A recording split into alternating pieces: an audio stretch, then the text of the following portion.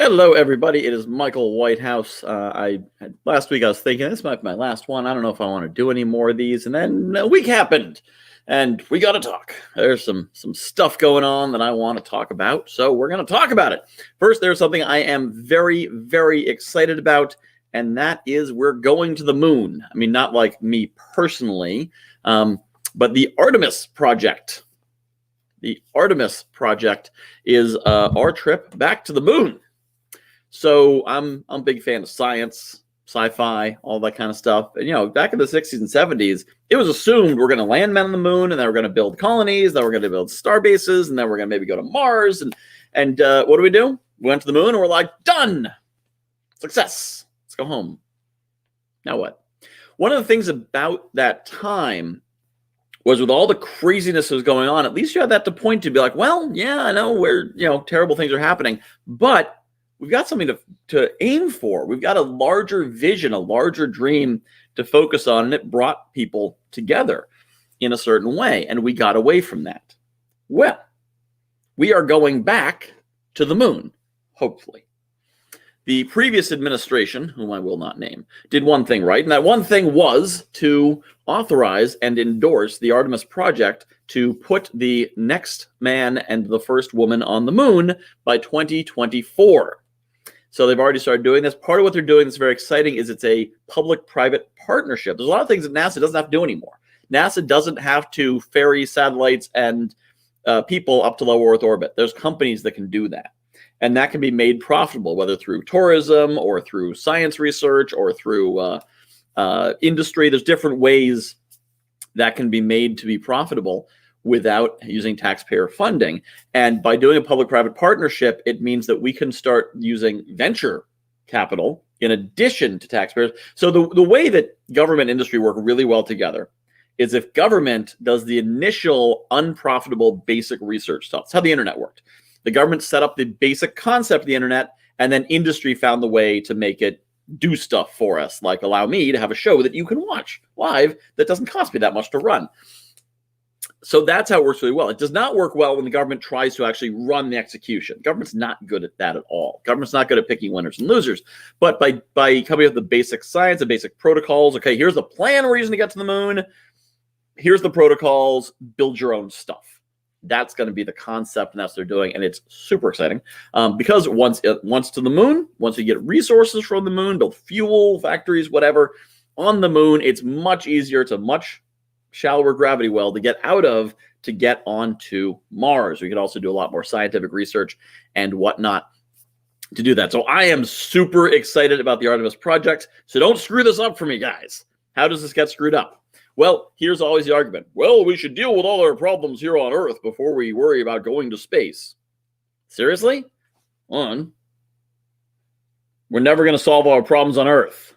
It's not going to happen. Two, going to space solves some of our problems on Earth. The Apollo mission was a huge jobs program, among other things. It drove scientific education. It drove all kinds of positive activity happened because we went to the moon, because of what we're working on there. So, a lot of good things came out of that. A lot of things are invented. Velcro was invented to go to the moon, to go to space. A lot of computer advances were because of this project. A lot of good comes of this. This money isn't just like stuck in a rocket and lit on fire to go to space. There's a lot of scientific advancement that happens because of it. It is an investment on Earth to go to space. So we need to keep funding it because it is money that does return in a certain way. Now, I did see someone recently posted something about Elon Musk and how he's kind of a jerk and how he didn't really, raise himself up by his bootstraps because he actually came from a pretty privileged background and different things like that.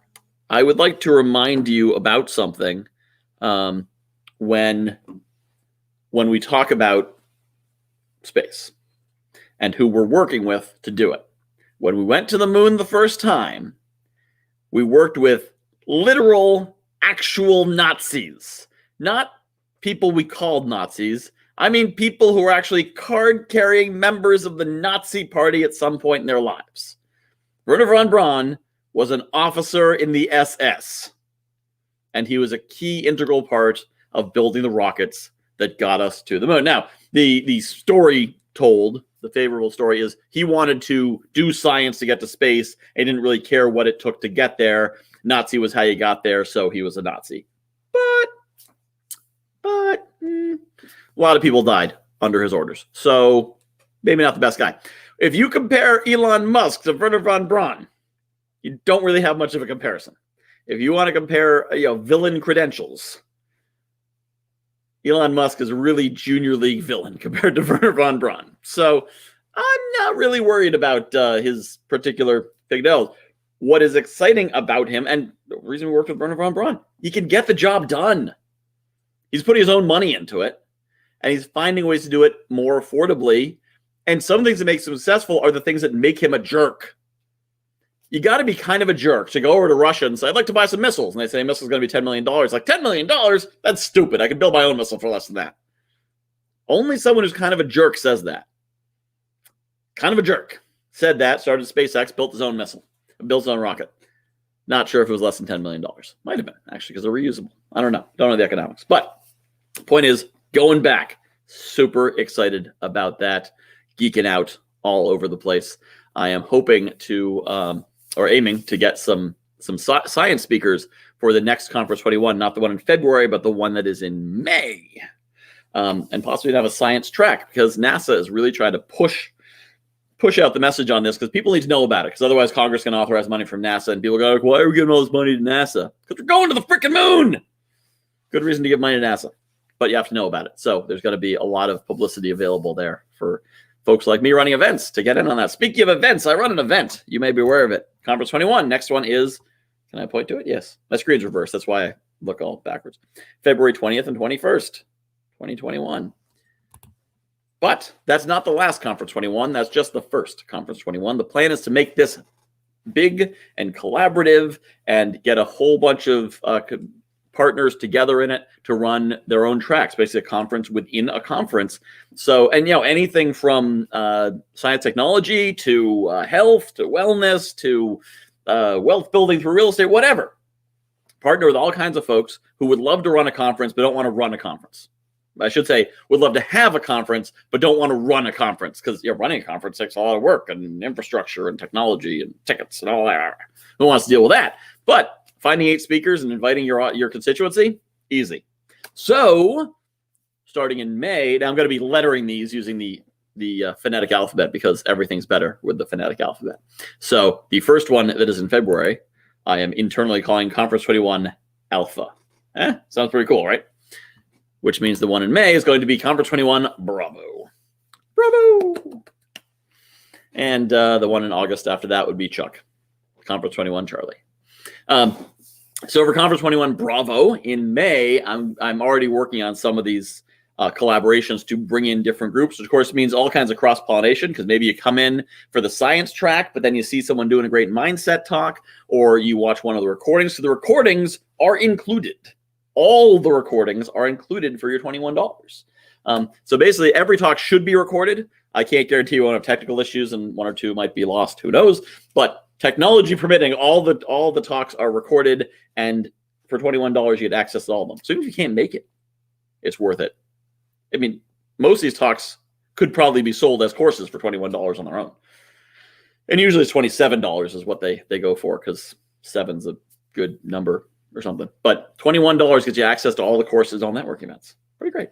But we're going to make it even bigger in May. And then, this is what I'm really excited about. Someday, I have heard, according to the science, if you believe science, which I do, someday, possibly before we go to the moon in 2024, and possibly not, we will be able to gather in person again.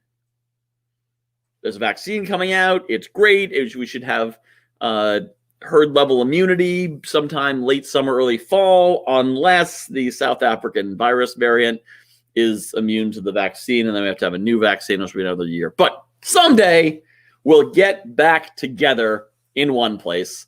And what will happen to a virtual conference at that time? Well, Conference 21 will still be $21, which might still be worth going to, even if you could go to a place in person. But we're going to be creating a protocol where anyone can run a local Conference 21 affiliated event. So we still have the virtual event using the Sling Show architecture or whoever we're using. I hope to grow with Sling Show.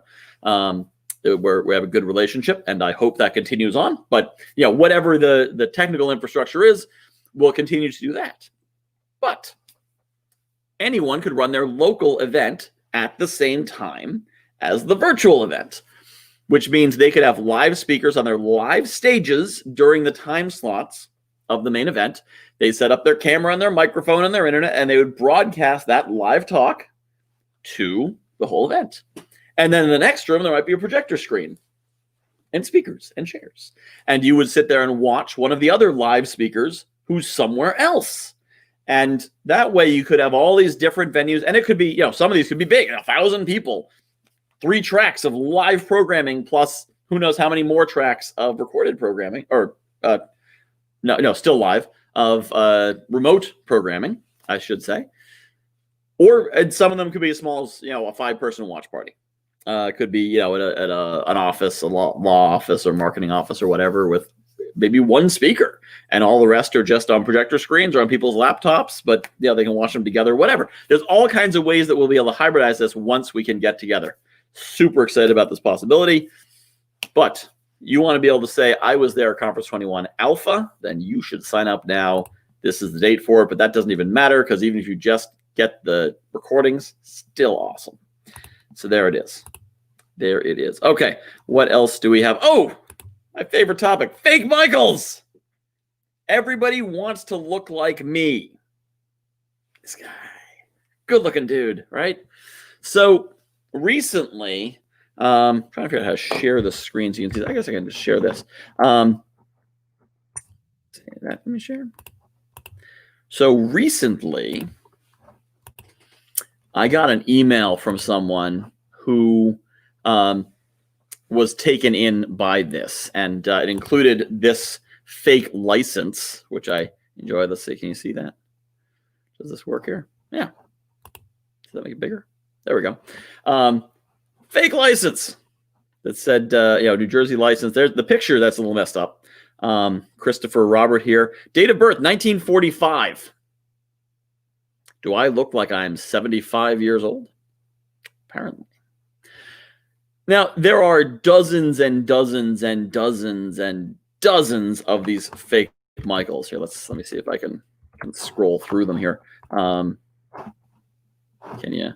I think you can see these, right? Let's see what you're seeing. You're seeing, yeah. So, dozens and dozens and dozens and dozens of fake Michaels. So many fake Michaels. So many that use my picture. Most of these are pretty obviously fake. Most of these you'd have to, I love Lokesh. I named an orc after him in a D&D game. Most of these you'd have to be pretty unsavvy to fall for and to say, oh, yeah, it looks like a real person. But people don't have a good way, a good method of disseminating fact from fiction, as we have seen. So, little tells, like date of birth, 1945. I know I got gray hair, but come on. 1945? Do I look like I was born at the end of World War II? It's a bit much. Plus the address on that license, fake. You put it in Google Maps, doesn't exist. So, and with all of them, there's some telltale that it's fake. But besides which, they could talk on the phone. So of course, you don't know what my real voice sounds like. But they can't do video. Most of them won't talk on the phone to avoid that. And then here's what happens is that people will message me and say, I found you, Chris. And I'm like, I'm not Chris. Yeah, you are. I know you. I know what you're doing, Chris. I'm like, I'm definitely not Chris. Here's a picture of your license. Yeah, definitely not my license. Obviously really fake. And they will argue with me. Even once they've found my actual Facebook account with all these videos on it, they will argue with me that I'm actually the person they were talking to on the phone who had a Nigerian accent. I guess I hide my Nigerian accent here or something. But they don't want to believe that they were fooled. People hate feeling like a fool. They don't want to believe they were tricked. And so when I try to point that out, they push back on that. And this got me thinking about, how do people believe ridiculous things? How do people believe that Antifa attacked the Capitol? Absurd on multiple levels of absurdity.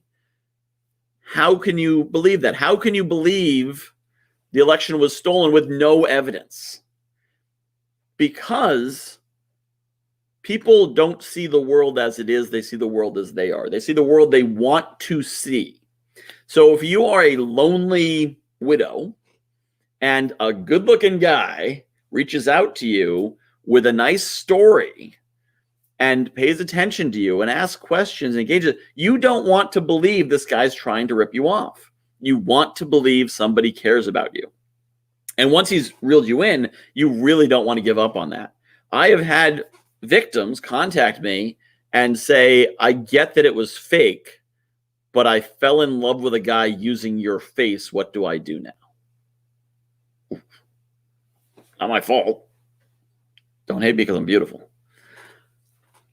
But it's, at least they could admit it. They say, okay, now I need to move on. It wasn't real. It wasn't a real thing. But if you've attached yourself to a narrative, if you've attached yourself to a movement or an idea, how do you move past that? And it is vital for those of you who are more introspective to realize that everything you know could be wrong. Everything you know could be wrong. Not everything is wrong, but be open to the idea that every single fact that you think you know should be open to examination. And then how do you do that? You compare your sources. You look for those telltales. You check the date of birth and you say, does that guy look like he's 75? You Google the address on the license. You reverse image search. You look at the source. When you see the Washington Times, you Google, what is the Washington Times? Who runs it? When did they start? What other content do they have? You look at the article itself. A lot of these articles themselves that are fake, when you look, you realize there's no people quoted by name. The links don't go to other news sources. They go to maybe just the business's main website. Little telltales like that make you say, Or this story that you found is only on one platform. If you find some breaking story about whatever, and it's only on the Washington Times, or it's only on the whatever.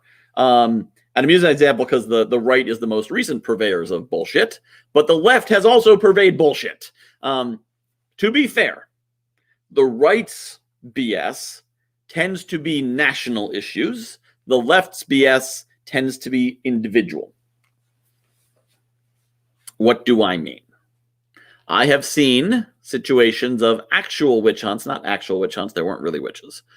Actual situations where someone had an axe to grind with someone and trumped up some stories about them that they were sure to hit the hot buttons, usually something about sex or kids, and would then start spreading that without evidence. Or with evidence that was basically an envelope that says evidence on it that's empty. And then people would believe it. Well, there's evidence. See, there's an envelope. It's right there. I saw a takedown of a company, small company, that there was a website that accumulated all the evidence. And there were 20 links to different stories. And the first one or two were actually not so good, pretty negative things. Some of them were neutral. Some of them were irrelevant. Some of them were easily refuted or hearsay. Anonymous hearsay, right? Anonymous person quotes another anonymous person saying that something happened. So, that's what the left did. The left and the right both manipulate truth to their benefit. Now, the right tends to be more organized on the national level. They can get people across the country to march in lockstep and say the same thing because they have this belief in our movement is more important than our members. Whereas the left has the idea that everyone's entitled to their own freedom and opinion and thus can't get their message straight and get organized, which is why the left tends to, when they use false narratives, they tend to be local or very specific, and they're not very good at taking down large companies. Whereas the right can get all kinds of people to lockstep, and all you need to hear is like 3 different sources, and suddenly you think it's gospel truth. But as long as people are falling for catfishing scams where it's nothing more than my face and a fake name and I'm on an oil rig, I'm on an oil rig, I have a kid that I can't get to, but please give me $1,000 of iTunes cards so I can fly out and see my daughter. As long as people are falling for that, well, they're helpless against anything else. So, love to hear your thoughts, either in the comments or I guess I could put up my phone number again. Nah, I'm not going to do that. I got a weird phone call the other day. You can send me a Facebook message, though. You can comment. I may or may not be able to see it. You can send me a Facebook message. And if you would like to hop on here with me and chat a bit, share your opinions, by all means, send me a Facebook message in the next, I don't know, minute, 2 minutes, and I'll give you the link. You can hop on with me. Hop on in. Come on in. And we can talk. Love to hear your opinions and have a little conversation, although I do like ranting by myself. I will continue doing this as long as I feel like it. This one started, I think, like 8 minutes late. Let's see. We're 21 minutes in. It's 1:30, so we'll start at 1. Yeah, it's late. You don't care. You didn't know when it was supposed to be in the first place, so no big deal. I am thinking that I want to do a show where I interview people who are doing positive things in the community. It'll probably be in the evening because, speaking of positive things in the community, I'm going to be doing some substitute teaching. Why? Because I'm actually going to probably take a little pay cut in doing so, but I'm doing it because we need it. Here in Groton, our schools are going to a second week of distance learning because there aren't enough teachers. Over 100 teachers are out due to quarantine or isolation. One of those means that they have it. One of those means they might have been exposed. But a quarter of the teachers in town are out. And you obviously can't open the schools if the teachers aren't there. School buildings are just a place to hold teachers and students. Without the teachers, you don't have a school. But with technology, the substitutes, sometimes all the substitute needs to do is be there with the kids, keep them out of trouble, keep them from lighting anything on fire, and then the teacher's teaching from home. But you need people to be able to do that. So I said, I run my own business. I control my schedule to a degree. So I'm going to step up and do that because the community needs me. And it does pay. It's not volunteer work. It just doesn't pay as well as I might otherwise make in the same time. But it's cool because I love getting in front of an audience. You may have noticed I like talking. So I look forward to being able to stand up and speak in front of people. I've subbed before, and I'm only doing high school because there's only one child I really like, and it's my own. I can't deal with a room full of kids. That seems like really hard work. Definitely, my hat is off. Hat off to anyone who works with younger kids, especially middle schoolers. You can probably do it middle school, elementary school. My hat is very much off to any teachers in that space. But yeah, so high school. I'm going to be subbing at, which means I probably shouldn't be booking a regular show during school hours because I might find myself needing to sub and thus can't do the show. So one thing I will say, there's a requirement in Connecticut to have a bachelor's degree in order to be a substitute. I suppose this makes sense because someone in the legislature or some regulator or whatever said, well, you should have a degree if you're going to be teaching. This kind of makes sense, except a substitute's job is to kind of keep the peace and order and teach the content which is provided to them. They don't necessarily have to know anything. No,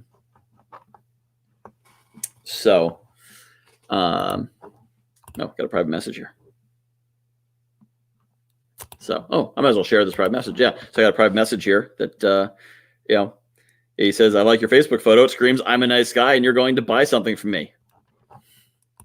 So clearly that's why people are stealing my photos, because I'm just such a nice-looking guy. But it seems like one of the many state executive orders would be to waive the requirement for a bachelor's degree, because you don't need a bachelor's degree to stand in a room, make sure the kids don't get in fist fights while they're watching the teacher on Zoom. I think without a bachelor's degree, you can probably handle that. But the school has to be closed, which causes all kinds of disruptions for people in all kinds of different ways. And the other issue, of course, is that you need to get your transcript. And depending on how bumblingly incompetent your old college is, you may have trouble doing that. So if I might suggest to my large and loyal audience, both of you, should you happen to have any connections to the governor, tell him it might be a good time to waive the bachelor's degree requirement for substitute teachers so more people can step up and help. People aren't used to being able to step up and help. We are a culture that has been taught that things will be done for us. You don't do things, you hire someone. You don't work on your house. You hire someone to work on your house. You don't teach your kids, you hire someone to teach your kids. This idea of we don't have enough staff in the schools, so we need the community to step up and become substitute teachers, that's not even in the narrative. It's just, sorry, schools are going to be closed until we can reopen them. What can you do? I'm not even seeing the message of, we're hiring. Who wants to help? They are. Groton, Stony, every town probably is hiring substitutes. And they would love to have that help. But the teachers aren't, or the schools aren't doing that because that's not the narrative. It's not the narrative that's out there because we're not used to saying, hey, everyone pitch it. You know, in a real society breaks down disaster, hurricane, earthquake, firestorm, that's when people actually pitch into their neighbors. But I think one thing that makes us weaker as a society is that we don't think, how can I help? How can I get involved now when there's not like fire in the streets? And working as a substitute, you know, if you have a job, you're busy or whatever, you don't. But if you're out of work, apply to be a substitute if you have a degree. I think in Massachusetts, unless they change it, you don't need a degree, and I don't know about other states. But if in your state you can be a substitute and you don't have a job, stop complaining, become a substitute. Because you can probably make $85 to $100 a day just to show up and, you know, make the kids not kill each other, which is not as hard as, and, you know, much as you think about like, oh, substitutes have a tough job. No, they don't. You know why? Because subs don't have to teach. They should teach. They need to run the lesson plan.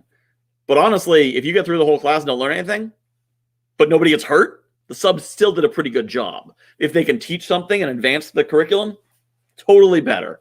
But as a substitute, your job, you're not trying to, you know, get them to get great test scores. And